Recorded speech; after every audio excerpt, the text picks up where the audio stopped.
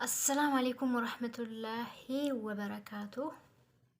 ورين أمانتا برا هردفتن مو الشما هركفوني أكم درتن أجفتوها كينيا نجيني بدأدمي الحمد لله أني نجاكيا أكمي سنججواتو نجوم كيسني نتي الحمد لله نجيني أبنا فيال الحمد لله سنين جلا أنا جروم بيورما كمي warreen musliima taatan akkamitti jirtanii naguma keessanii jajjabaataniimi wallahi alhamdulillah nuti jabaataa jira nageenya kootii isniin jedha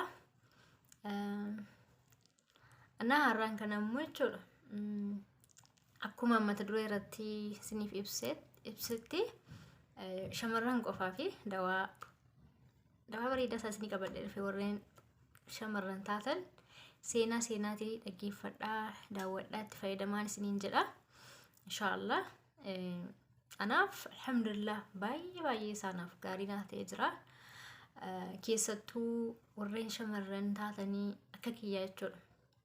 Fakkeenyaaf warri jaarsa qabdanii jaarsi keessan rifeensa dheeraa ni fedhaa, rifeensi keessan akka lallaafuu fedhaa, jaarsi keessan akka sirriitti miidhaguu barbaada waan ta'eef warri rifeensi keenya nuuf guddachuu didee nuuf marguu didee nuuf lallaafuu didee jettan jechuudha. Har'a dawaa bareedaa isaa gatii xiqqishuudhaan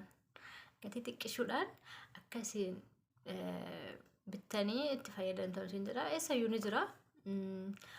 Ani yaw onlaayinii irraa argadhee yeroo baay'ee waan hin baaneef yaw keenyaaf warri bakka jiraame gullitii ምናምን keessa jechuudha. Jamiyyaas jiraachuu ni danda'a. Fakkeenyaaf warri biyya Arabaa keessa jirtan warri biyya keessaa garuu I don't know jiraachuu isaa hin beeku. Jiraachuus ni mala ግን garuu biyyoota Arabaa hundarra immoo akka jirutti immoo seeruma akka jirutti abdiin qaba. Ani immoo bakka jiraame onlaayinii irraa argee oldarii godhadhee biyaans baatii 4 itti fayyadame. Baatii 4 kana keessa torbitti jechuudha guyyaa 3 akkas itti fayyadama. እና ወንጂ ቅባቲ መታ ጉድሱ መታ ላፍሱዳ እና akka rifeensa kiyyaatti baay'ee shaggaadha. Anaaf seerumaan naaf ta'ee jira. Baay'eetti gammadee jira. Isinis immoo warri shamarran taatanii akka kiyyaa yookaan rifeensi keessan barget amma asitti bishaan saamunaa intana warri biyya Arabaa keessa jirtan bishaan biyya kanaallee ashabuu qaba ምናምን rifeensaallee shaggaa miti. Ta'atu immoo garuu jechuudha baay'ee bakka rifeensi kiyya dhuma narraa dhumee ture. Garuu alhamdulillah qibaatii bakka wallahi laazim jechuudha. Qibaatii baay'ee hin bita beektu. Qibaatii seerumaan jechuudha.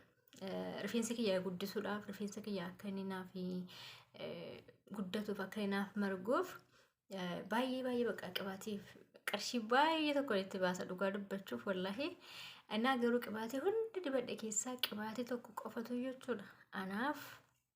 Naaf mijaa'ee ta'ee naaf tasmaama'ee rifeensa kiyyaa isiniin jedha.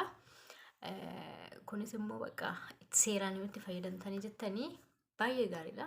Itti fayyadamtanii ilaaltanii isinitti agarsiisa. Obsaan na eeggadhaa isiniin jedha. Duraan dursaatii warri viidiyoo kana daawwattan immoo jechuudha.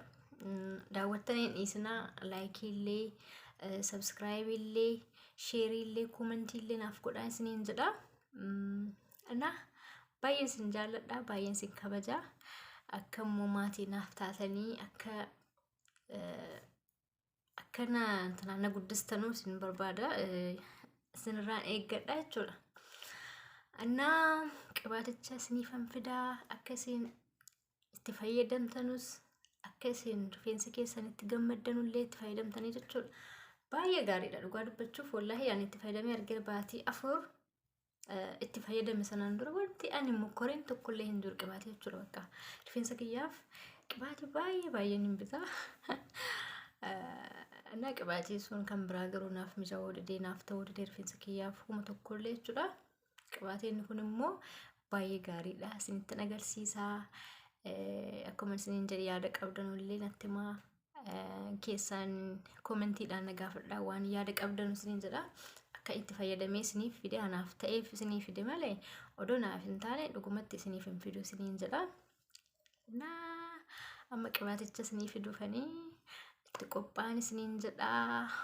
Warra shamarran taatan as koottaa gaashii asuma dhiyaadhaa rifeensa keessaniif qoricha isiniif argameera isiniin jedha.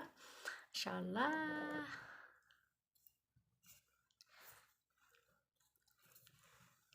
Kana fakkaata qibaatichi. Qibaatichi castor oil for hair jira. Warri Arabiffaa dubbisuu dandeessanis online irra ni jira.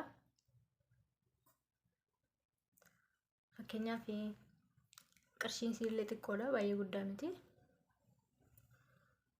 Na baay'ee gaariidha. Bitaa itti fayyadamaan isiniin jedha, baay'ee shaggaadha. Qibaatichi immoo jechuudha ni furdata, bakka baay'ee furdata. Amma ani kana qofa biteetu hin taane kan akkana biyyaans gara 3 gara 4 fayyadameera, baatii 4 keessa jechuudha. Kan akkana dhiyeenya lamaan isaa bitee ture walitti jechuudha. Oldarii godhee yaani taaksii wajjiniin dinaara kuweetii 3 fi nuusidha jechuudha. Taaksii wajjiniin kan naa dhufe. Annaa kana fakkaata qibaatichi baay'ee furdaadha. Bakka rifeensa keessaniif baay'ee gaariidha.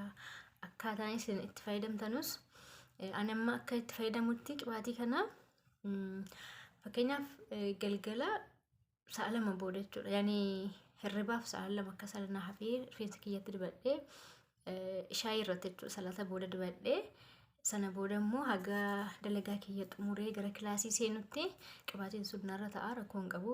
Shaashiitti baay'istanii hundi bannes rakkoo hin qabu. Shaashiitti godhattu waan ta'eef sana booda immoo halkan dhiqattanii rifeensa keessan goskitanii ni bultanii isiniin jedha. Dabalataan immoo yeroo dhiqattanii kaasan gogaa sana bulchuurra immoo jechuudha zayitiin jiraame zayitii maayina maqaan isaa hirkaa badee olive oil zayitii sana kan salaaxaa namni fayyadamu sana beektanii ala rifeensi keessan isiniif gogee ka'ee akka abaxxarachuudha isinii mijaa'utti jechuudha. Harka keessanitti gootanii itti haxaattanii misaajii gootu rifeensa keessan kanammoo dibattanii ni miiccattu. Yoo immoo akkasitti isinii mijaa'uu didee yeroo dhumaa kilaasii keessan galtanii rafuu jettan dibattanii shaashiitti hidhattanii bultanii ganama ofirraa dhiqattu isiniin jedha. Homaa rakkoo hin qabu. Naa sa'aatii minaamin illee irra hin jiru. Of course baay'ee gaariidhaan jedhee yaada akka kiyyatti anaaf baay'ee ta'ee jira. Inshaallah isiniifis immoo akka ta'ee natti gammaddanii jettanu isiniif ibsaa baay'ee gaariidha itti fayyadamaa isiniin jedha. Obboleewwan kan koo warri shamarranii itti fayyadamaa warri akka kiyyaa rifeensaaf cinqamaa turtanii naa kun baay'ee gaariidha isiniin jedha. Baatii 4 keessatti jijjiirama baay'ee argee jira isiniin jechuu barbaadetanii. Naa waan kanarraa hafe immoo inshaallah kara biraatiis immoo walitti deebina yeroo rabbiin inshaallah like illee naaf godhaa, subscribe gochuu dhiqqoo hin dagatinaa isiniin jedha. Na jajjabeessaa, isiniin jaalladha, isiniin kabajaa. Bye bye. Yalla massalaama.